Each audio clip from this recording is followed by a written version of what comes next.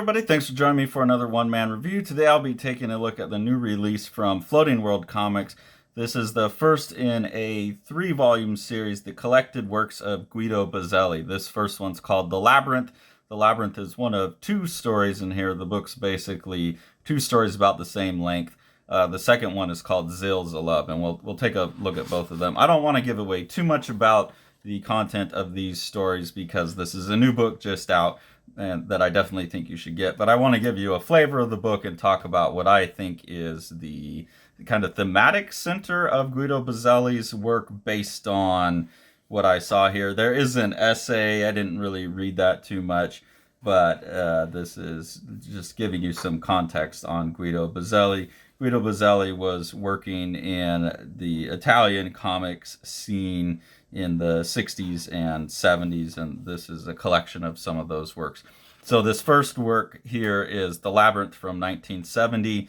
You'll see right out the gate that we lead off with what looks like a nuclear explosion, a bomb going off of some sort. Some kind of cataclysmic apocalypse event happens here, and then you get to the main story right away. You see right out the gate what is so compelling about Buzzelli's work is these kind of awesome compositions like that, the really awesome use of black and white, the use of the hatching. It, as they describe on here, he's kind of like the Michelangelo of comics. There is something very old masters and Renaissance-y about a lot of the compositions, but at the same time, I think Buzzelli is a real innovator, someone who's pushing what can go on in comics, and I'll point out a couple examples of that. I mean, even just some of the images to me are so strange and compelling, like these reverse negative image type of looking things are so cool here. But anyways, we get introduced to the main character of The Labyrinth here, Marcello.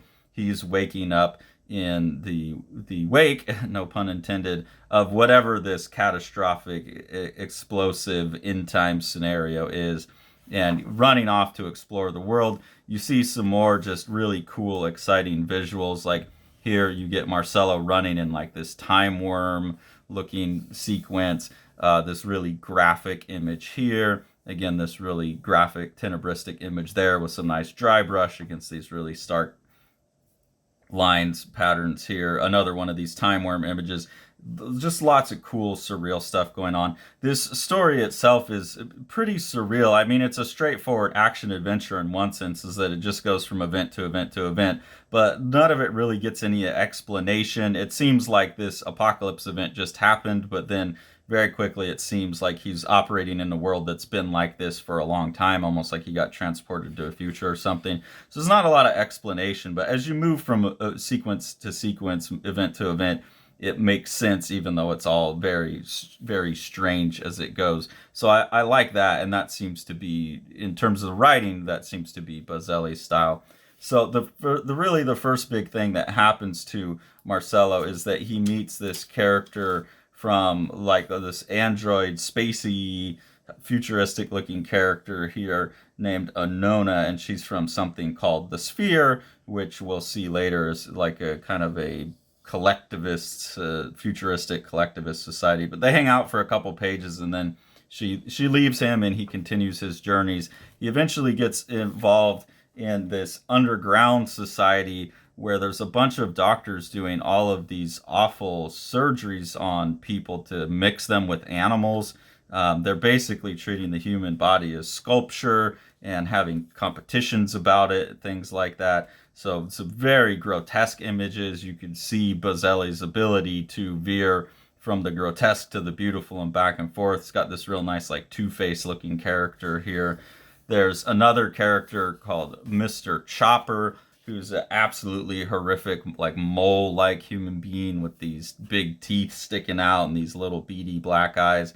So really leaning into the unsettling and the uncanny and the horrific. You see like the old EC horror story and more realistic artists from there having an influence. But then you'll get some completely beautiful images like this, where you do see the Renaissance influence. You do see the Baroque influence on Buzzelli's work. You do see like the history of etching and engraving coming into his work. This here just looks to me like a fresco mural on a ceiling in a church with all the angels or people painting in that tradition. So that really wide variety of influences is on full display, and it's really compelling. The compositions are beautiful. There's a lot to like about it. This is another one of these really awesome compositions where he's working with the 5-point curvilinear perspective, and he's showing the inside of the sphere. The inside of the sphere being this floating like communist, commune, collectivist society. There's an interesting suggestion in here where he's being tested to see if he can fit the society, and as an individual who wants property and things like that, he's deemed not fit. But Anona is saying everything you find so nice, so perfect in our society is the product of rigorous discipline. You just don't apply yourself. I'm sorry. There's an interesting suggestion in there that to be a collectivist, you have to be in a more adult mindset, less selfish, more disciplined, less responsive, and that an individualist is the selfish child, things like that. I think, that's a complex one to unpack. My instinct have always been a bit of the opposite, but the more I've experienced individualism gone wrong here in Alabama, that's not the answer either. So I don't think either one of those are the answers, and I'm not sure if Buzzelli is arguing for that. I think Buzzelli is maybe an anarchist. I'm not sure, or an egoist in and I'll talk about that in the Zilzalub. I'm not sure, but there's definitely in both of these stories, it seems to be thematically focused on collectivism, individualism, personal identity, those kinds of topics, and all topics I find very philosophically interesting and compelling. The second story, Zilzalub, keeps that going, the idea of like an individual made of parts, and that kind of going wrong. So Zilzalub, you find out right out the gate on the first scene, but I'll show you because I think the imagery is more compelling here, that he's afflicted with this medical condition where his limbs and his head don't stay attached to his body. They just kind of jumble around, contorting him into all these figures. They can come off on their own and misbehave. So like his central processing unit would never feel a woman up, but his arm let loose on its own without the command center is, going into all of his individualist, egotistical desires. That seems to be a strong component of it. And it's reversing the situation a little bit here, where he is an individual, but he's made out of a collective of parts. So I think Buzzelli is talking to some extent about that being a false dichotomy, the idea of individual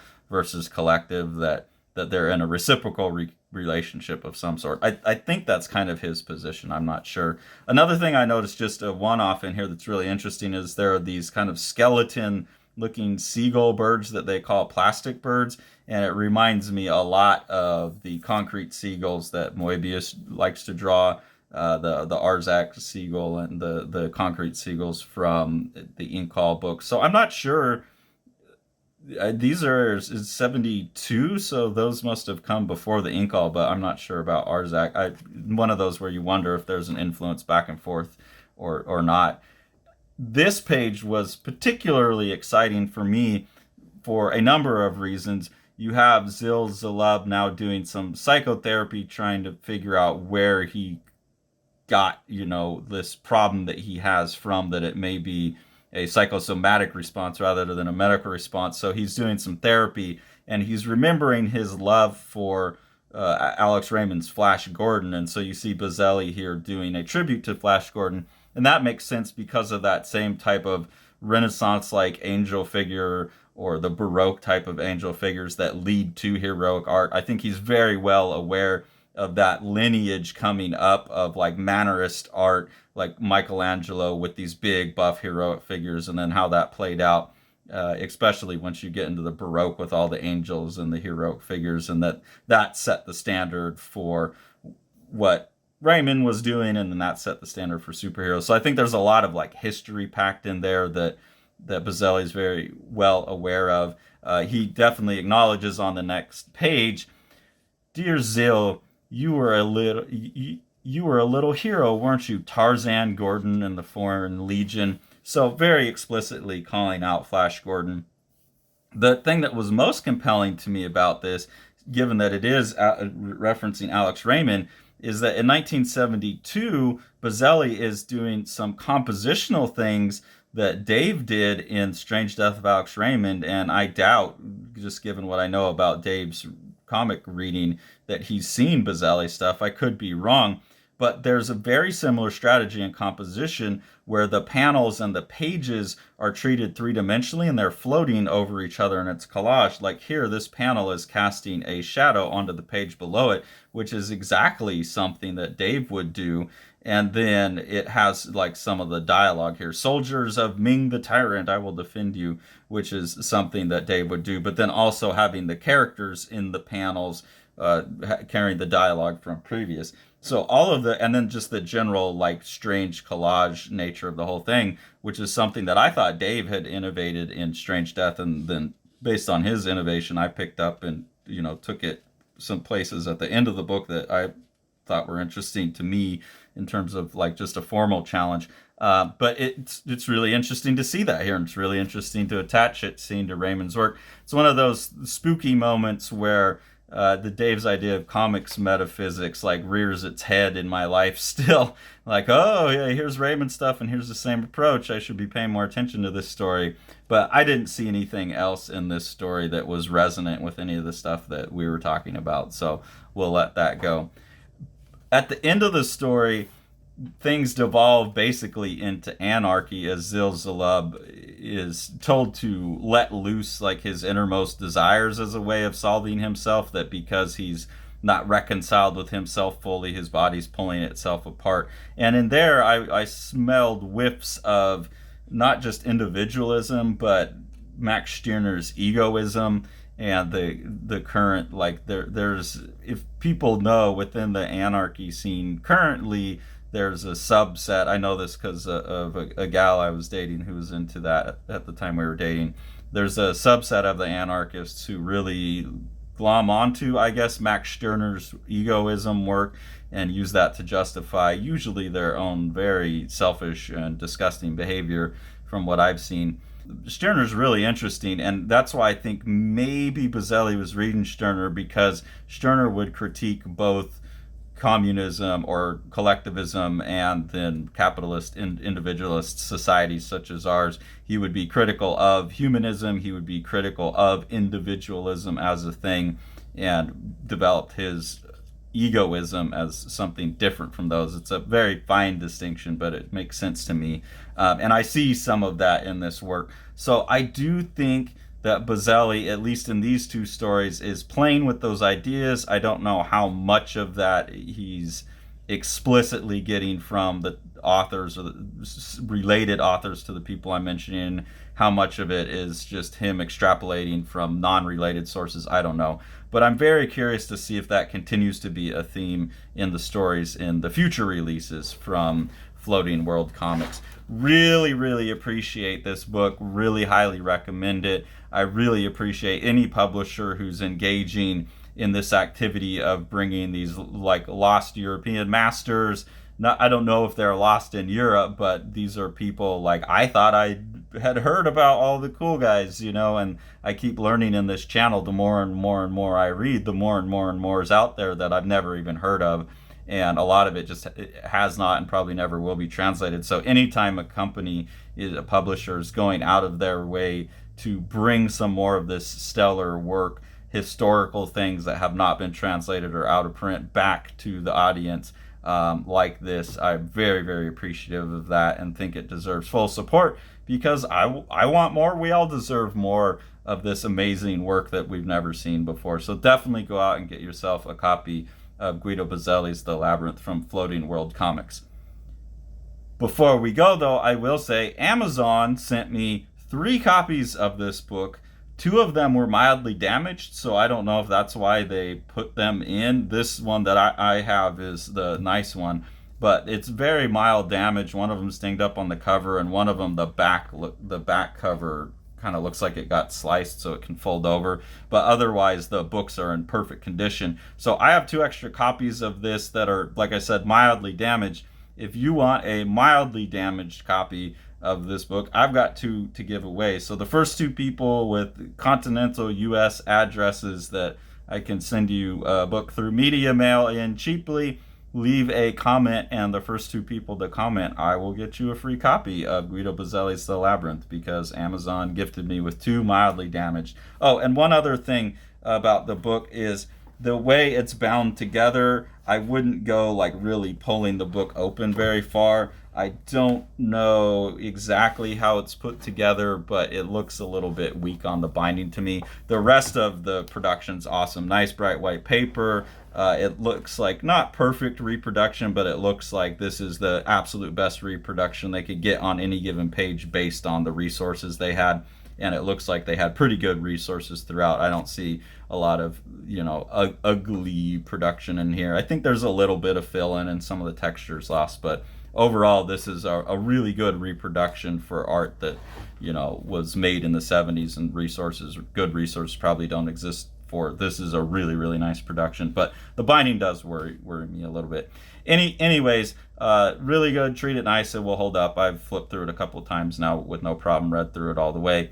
Definitely get yourself a copy, but like I said, leave a comment. The first 2 people in the continental United States to comment, I will send you a free copy of this. The Eisner nominated The Strange Death of Alex Raymond by Dave Sim and myself. This is a gorgeously illustrated and designed book. Dave doing most of the illustration. Amazing compositions throughout. What Dave is doing is he's recording his obsession with the death of master cartoonist Alex Raymond behind the wheel of Stan Drake's car when they got into a car crash. The best description of the book that I've heard is that it's like understanding comics with pages like this, mixed with something like From Hell, when you get into the theories about what actually happened with the car crash. And then with Sean on production, it's just one of the most gorgeously printed books you could get a hold of. Make sure to like, smash that subscribe button, and ring that bell.